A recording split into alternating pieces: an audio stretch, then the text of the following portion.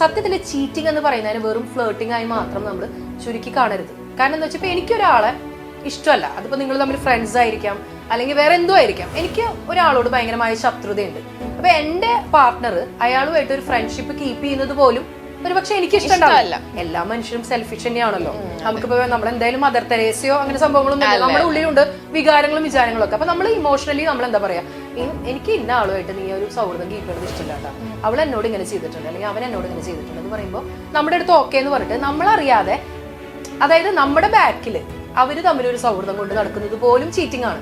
അതായത് ചീറ്റിംഗ് എന്ന് പറഞ്ഞിട്ടുണ്ടെങ്കിൽ ട്രാൻസ്പാരൻസി ഇല്ലായ്മ എന്ന് മാത്രമാണ് അർത്ഥം. നമ്മളറിയാതെ അവരെന്ത് ചെയ്താലും, അത് റിലേഷൻഷിപ്പ് ആയിരിക്കാം, ഫ്രണ്ട്ഷിപ്പ് ആയിരിക്കാം, എന്ത് വേണമെങ്കിൽ ആയിരിക്കാം, നമ്മളറിയാതെ നമുക്ക് ഇഷ്ടമില്ലാത്തൊരു കാര്യം അവർ ചെയ്യുന്നു, അത് അവർ കണ്ടിന്യൂ ചെയ്തുകൊണ്ടേയിരിക്കുന്നു. അത് പിന്നീട് ഒരു ദിവസം നമ്മൾ പിടിക്കുമ്പോൾ ഉണ്ടാവുന്ന ഒരു വിഷമം എത്ര മാത്രമായിരിക്കും.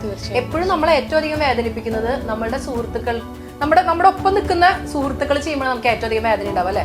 ശത്രുവിന്റെ നീക്കം നമുക്ക് ഈസി ആയിട്ട് അറിയാൻ പറ്റും. നമ്മുടെ സുഹൃത്ത് നമ്മുടെ ശത്രുവിന്റെ കൂടെ നിന്നിട്ടാണ് ഇമാതിരി കളികളൊക്കെ കളിക്കണമെന്ന് അറിയുമ്പോണ്ടല്ലോ നെഞ്ച് പൊളിഞ്ഞു പോകുന്നൊരു വേദനയായിരിക്കും.